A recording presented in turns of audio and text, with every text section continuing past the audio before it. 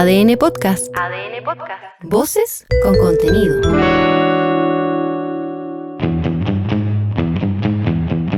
Las voces de la música chilena están aquí. Esto es Cuerdas al Aire, con Leo Nores. Hoy, Casanova. Hola, ¿cómo están? Bienvenidos, bienvenidas a una nueva edición de Cuerdas al Aire. Hoy este capítulo podría ser quizás como una especie de manual de cómo hacer buenas canciones, pero con estilo. Estamos con Casanova. Muchachos, ¿cómo están? ¿Cómo estás, Leo? Julián, ¿qué tal, Leo? Rodrigo. Buenas. Muchachos, ¿cómo les va? Bueno, están de regreso. Hay nuevo material, hay una serie de cosas que ya pudimos escuchar, una sesión en vivo. ¿Qué pasó con eso? ¿Cómo fue el reencontrarse con las canciones? Y en el estudio, que es como el lugar feliz donde uno quiere estar siempre. Pasaron dos cosas lindas ese día. Primero fue poder estar en el Estudio del Sur y poder, hacernos cargo de ese estudio tan maravilloso que tiene Caco. Y segundo, poder volver a vernos y tocar canciones, nuestro nuevo single, y sacar del cajón de los recuerdos, muy lejos de aquí, que es tan linda canción. Tengo, que es de nuestro último disco, y Noche Inolvidable, que es para el baile. Canciones que están ahí medias olvidaditas, pero muy presentes en nuestras vidas. Y lo sincero, es como encontrarse con las canciones, no sé, el primer disco o el segundo, es como andar en bicicleta, como que no se te olvida nunca. A nosotros especialmente no se nos olvidan las canciones, y fue súper bueno haberle sumado Soñar es peligroso, que es un tema tan entretenido, tiene un colorcito diferente a lo que ya hemos hecho. Hicimos esta suma de 4 canciones y salió un resultado bueno. Una sesión bien agradable, bien única. Además que nos lanzamos en vivo, que es algo que poco se hace hoy, entonces eso la sesión es en vivo totalmente. Felipe marcó los 4 tiempos y entramos hasta el último momento, así que también orgánica total. Claro, orgánico total, y eso también nos da bastante placer el poder haberlo logrado bien.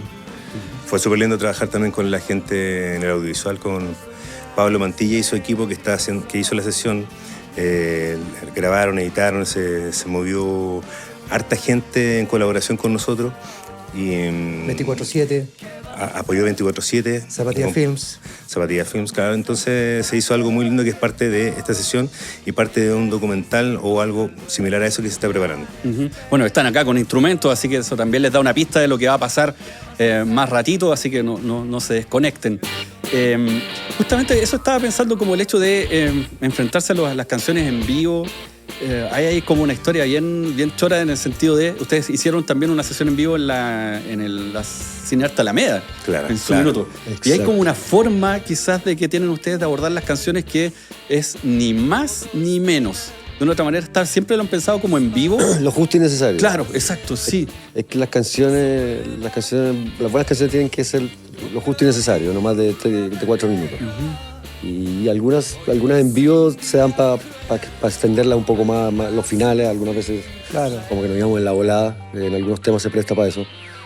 Pero la actitud de tocar en vivo. Exacto. De hecho, por eso lo que hicimos en Estudios del Sur fue un poco rescatar ese espíritu que tenemos nosotros de ser una banda de rock, de tocada, así como se hacía antiguamente, por así decirlo, que es lo que falta hoy en día en la música, que todo es tan artificial, ¿no?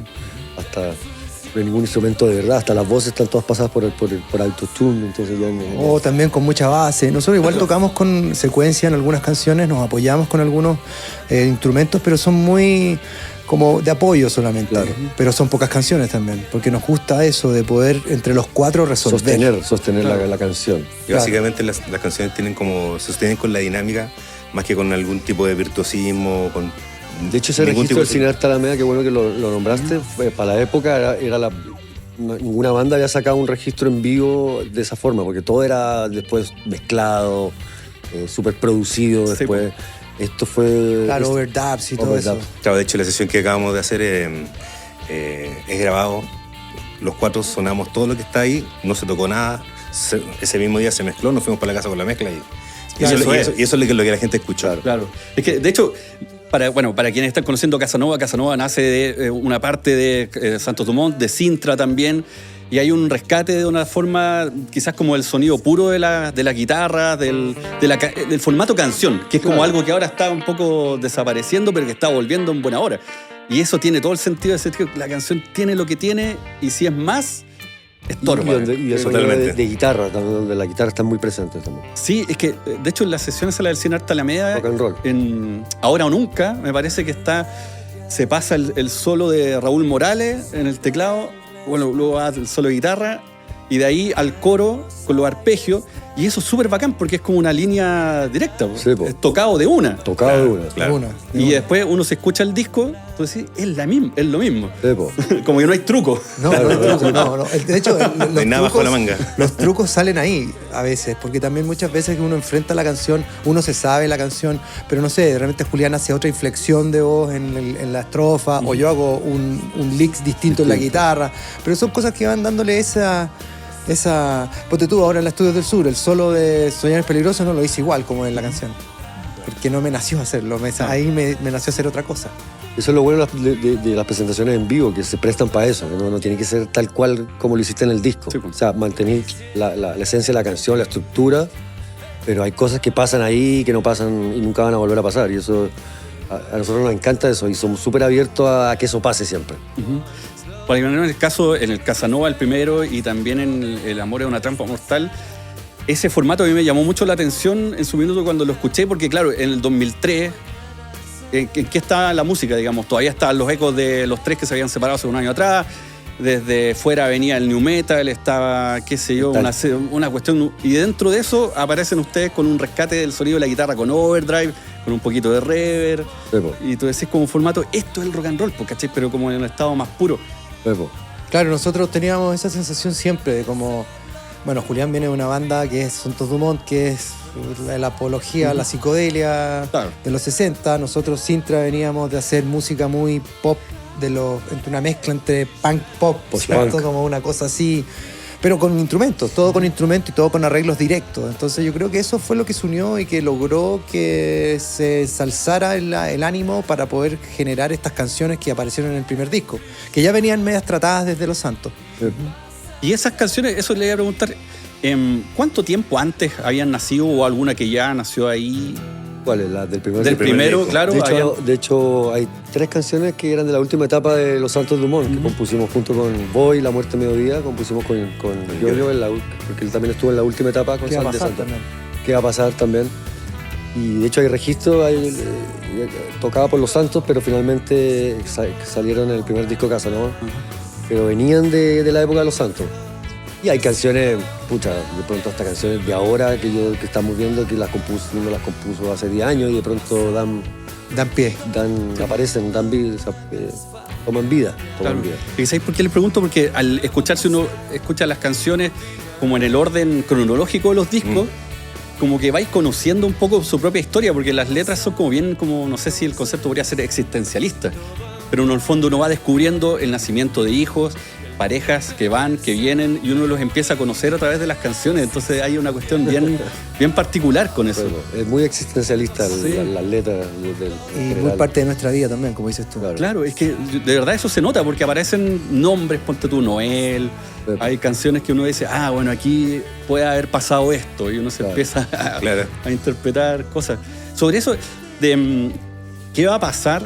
Esa canción me hace pensar un poco en When I'm 64 de los Beatles, así como la pregunta, bueno, ¿qué va a pasar cuando sea viejo y nadie me quiera? Claro. Como ¿qué hay con ese tipo de preguntarse cosas en las letras? En general, somos muy, como dijiste tú, las letras son muy existencialistas, muy tiradas para como la búsqueda espiritual y saber quiénes somos en realidad. Quiénes somos y cómo encajamos también. Y encontrar el verdadero amor. Para mí es como los hijos, la pareja, los amigos, quiénes son las personas, qué es lo que vale de verdad. La guitarra, las canciones, entonces... Los amigos. Claro. Y las letras hablan de todo eso, es como... Es la banda sonora de nuestras propias vidas.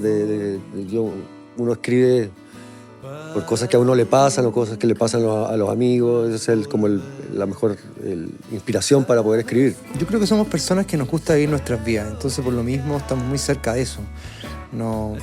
Y de alguna manera queremos retratarlo en canciones. Y explicar explicarle un poco al otro qué se siente estar en ese lugar, pero de verdad. No es una recreación de algo que no ha sucedido, sino realmente son situaciones que hemos vivido. Claro. Desde la muerte, la vida, el nacimiento, hacer amigos, perder amigos. Y lo bueno, también creo que las letras también no son literales, aunque la gente que nos conoce descubre que son cosas que nos han pasado a nosotros, pero lo bueno es que la gente puede identificarse con ellas. Tiene varias lecturas, Son conceptos. No son conceptos, algunos no son, o sea, tiene varios, no son textuales. No son literales. Entonces, de hecho, pasa mucho que se nos acerca gente a saludarnos, a decir: esta canción la puse en mi matrimonio, tiene mucho que ver con cómo nos conocimos con mi pareja, esta canción es de cuando se fue mi papá, con esta canción crecí. Entonces tiene eso de nosotros, pero también está súper abierta a la gente y la gente le toma su interpretación.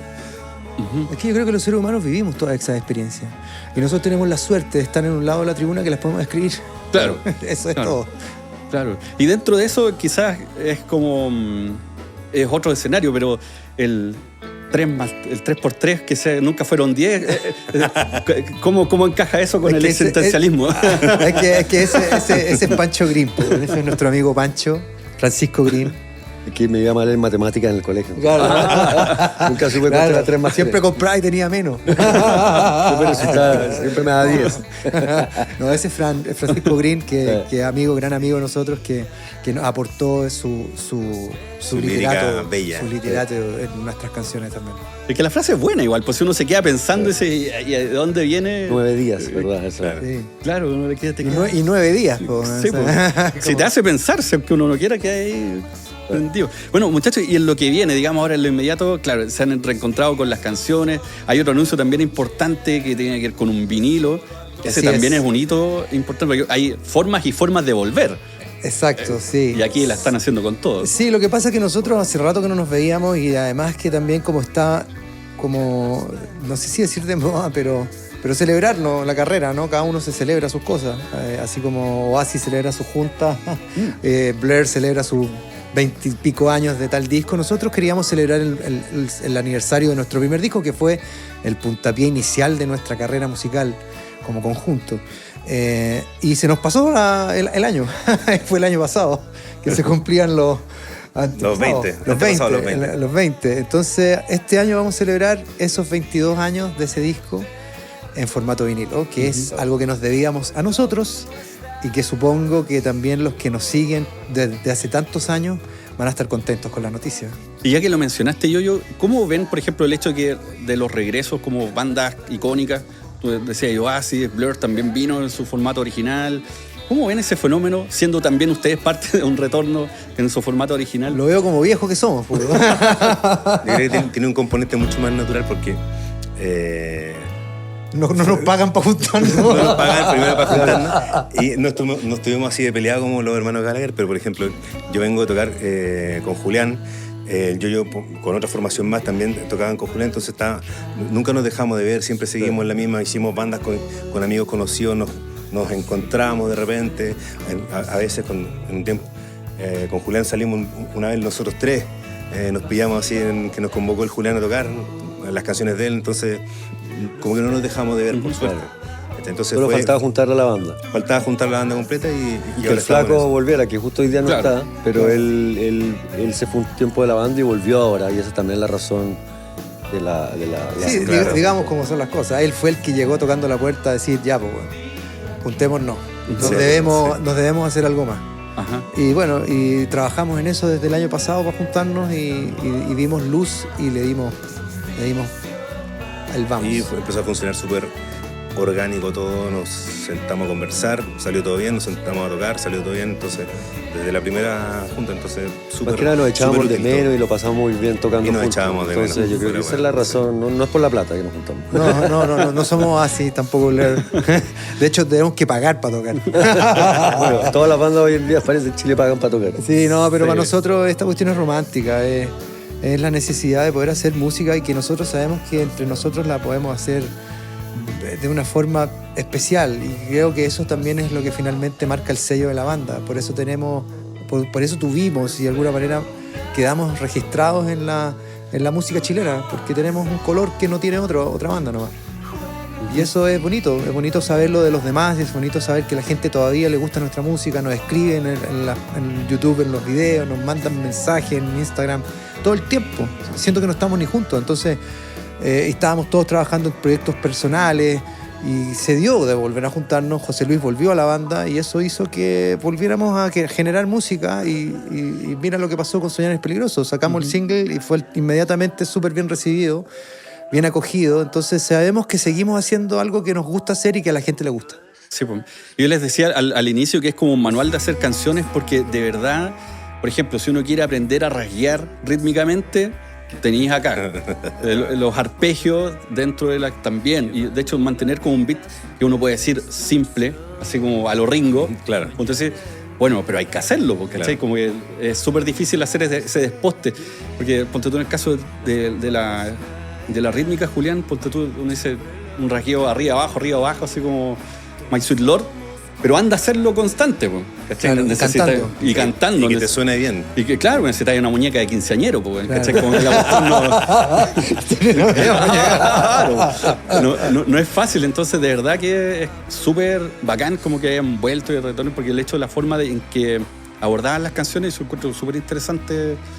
De hecho, perdón que les dé la lata, pero hay como una cuestión, si se escuchan todos los discos de una patada, uno va cachando que al principio había como poquito reverb, después un poquito más, después se empieza a abrir y como que las canciones empiezan a respirar más.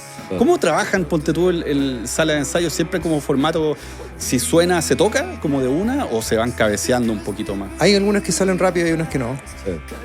Hay algunas que Encuentran su lugar al tiro y otras que hay que buscarle su lugar. sí, que nosotros trabajamos mucho con el hook, que es como muy importante. Entonces está la relación voz, hook, instrumentos, lick, y de ahí, claro, todo lo que es la base. Y ahí está el juego de cómo es que se relacionan todo eso. Y a veces sucede al tiro y a veces no. Y hay a veces que hay canciones que se quedan guardadas porque no pasa nada. O no es que no pasa nada, sino que no nos pasa nada a nosotros. Claro. Y en ese O una momento, parte de la canción de repente le damos mucha vuelta para mejorarla, para llevarla a otro lado. Y a veces hemos sacado pedazos de una canción y juntar otra con otra idea y ha resultado, y a veces no. Entonces esto es un juego en realidad, es un juego. como en la cocina, hay cosas que son de cocción lenta y otras que se hacen, cosas que se hacen. Y la mezcla de los sabores, ¿no? También. Los condimentos. Los condimentos. Sí. Ahora que dijiste eso, en Culpables puede ser esa que tiene un tempo, Sí. luego el solo es otro tempo y después vuelve Esa fue más difícil de Y el armar, término sí. es otro. se ralentiza, sí, Sí. pues. Sí, pues Se eso dobla. eso fue difícil. Claro. Sí. Tiene doble, sí. Ese tipo de canciones toman más tiempo de armar, de montar y todo, porque son más complejas, ¿no? Tienen más cambios rítmicos. Pero hay otras que son como Nunca Fue, Un Año Más, por ejemplo, son canciones que salieron de una. Así, Claro, van para adelante, ¿no? Bueno, es que eso también tiene esa gracia, que Sí. es como ese espíritu sesentero, ¿cachai? Como muy... Me acuerdo en esa época mucha gente nos decía que éramos como súper Britpop nosotros, pero nuestras influencias eran casi 100% gringas. Crosby, Stills, Nash...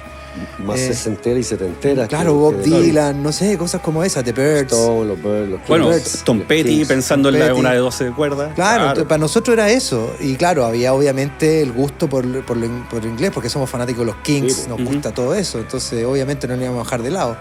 Pero principalmente el sonido venía desde ahí, era un folk que estaba trabajado de una manera más rockera. La misma influencia que tienen todos los grupos británicos de la misma época. En el fondo. Claro.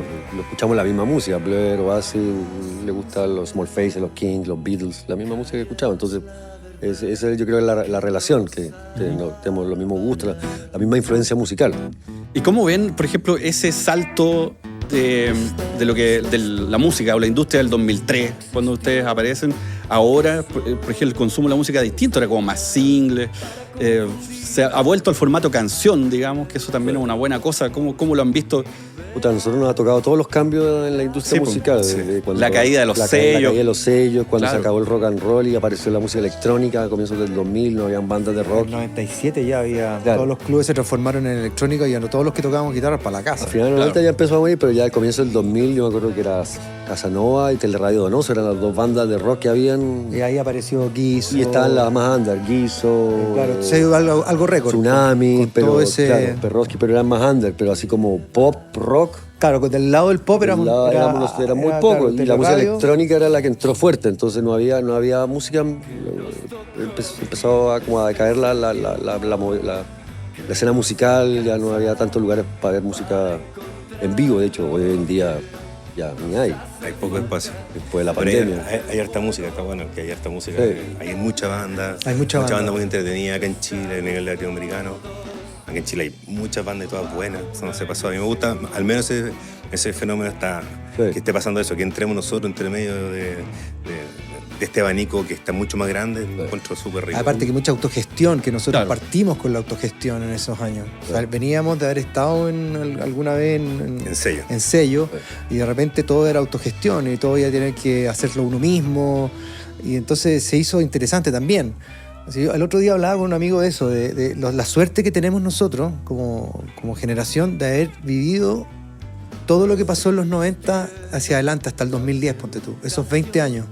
Vivimos cambios muy radicales, y en Chile principalmente, más que en el mundo, porque estuvimos muchos años en dictadura sin que pasara nada, y de repente pasó todo, y no estábamos parados ahí mismo, ¡pum!, pasando todo. Y con esto digo que pasaba todo a nivel artístico, cultural. Teníamos para tocar en todas partes. No, esto no significa y no se resuelve que si ganáis o no ganáis plata, sino es que tenías oportunidades para tocar. Y veníamos atrasados respecto a nuestros vecinos de Argentina. Teníamos claro. muy atrasados, entonces también la explosión fue buena. Fue buena, fue increíble. Y vivimos una época increíble de que pasaba de todo, que tú prendías ahí la radio y sonaba desde la Mariah Carey hasta Nirvana, ¿cachai? Era heavy el abanico de música que había. Y no sé, y Snoop Dogg y un montón de cosas. Sí, pues había de todo. Era de todo, y eso era interesante. Yo creo que eso... Los 90 fue como una especie de los 60, para mí como los 60.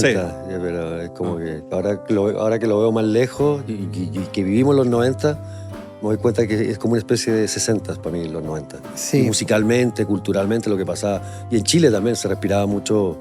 Después de la dictadura, como dice el Yoyo, en los 90 era una época que se respiraba así como mucho... Efervescencia. Claro. Que después llegó el 2000 y Claro, el 2000 partió yendo lento y matando el 2010, yo creo que ya. Sería todo, claro. Bueno, para que no nos quedemos con la duda, cómo confluyen todos estos caminos en canciones, en música, en sonido, lo vamos a escuchar ahora con los muchachos de Casanova. Pero antes, por supuesto, decir que en diciembre está el concierto en la Sala Máster. Ah, bueno, sí. 27 de diciembre. El 27 de diciembre lanzamos el vinilo. El vinilo, claro. Está ya la sesión del estudio del Sur, que lo pueden revisar. Y, por supuesto, revisen en Spotify las canciones. Y yo recomiendo escuchar los discos en el orden relativo. Sí.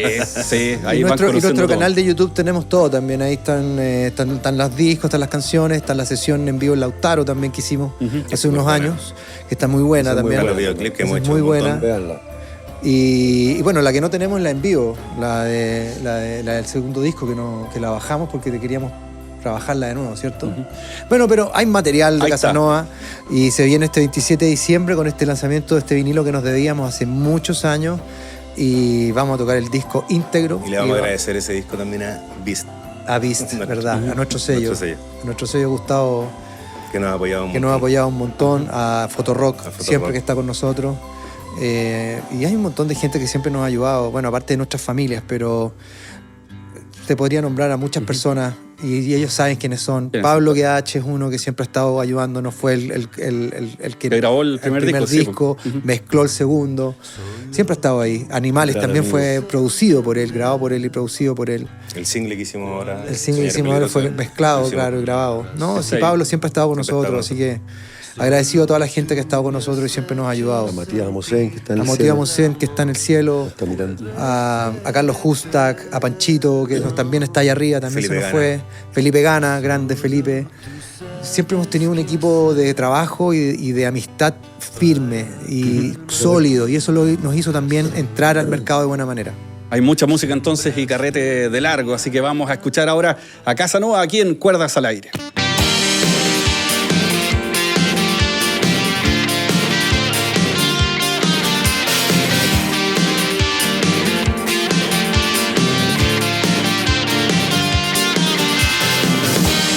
reloj ha vuelto a sonar, marcando el silencio.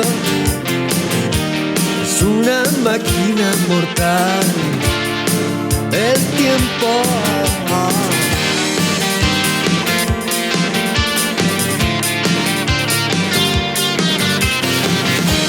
Estatuas hechas de papel, castillos de cristal.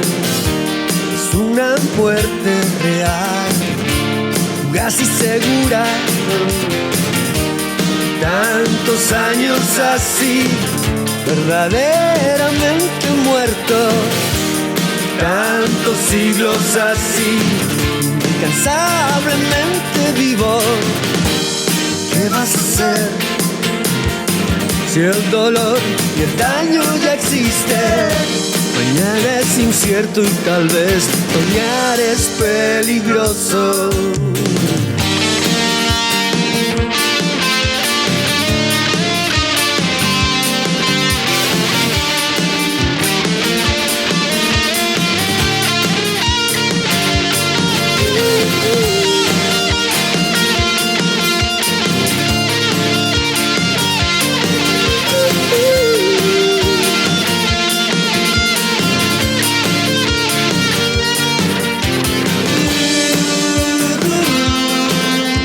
Soñar es peligroso.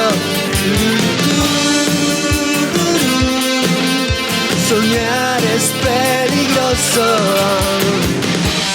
¿Qué vas a hacer si las promesas se las lleva el viento? Mañana es incierto y tal vez soñar es peligroso. ¿Qué vas a hacer si el dolor y el daño ya existe? Mañana es incierto y tal vez soñar es peligroso. Soñar es peligroso. Soñar es peligroso. Ya pues, está la invitación, ahí tienen una nueva canción ustedes para aprenderse, porque esa es la idea, siempre aquí que alguien toca uno puede ver los acordes. Porque en los 90 uno veía en el VHS, iba con la pausa, aquí en YouTube es más fácil. Así que muchachos, muchas gracias por haber venido, por la música y por el regreso también. Muchas gracias. Gracias a Muy bien. ustedes. Gracias, Tilio. Chao, chao. Chao, chao. Hasta el próximo capítulo. Esto fue Cuerdas al Aire, el podcast de música chilena donde todo suena bien. Disponible en adn.cl y plataformas digitales.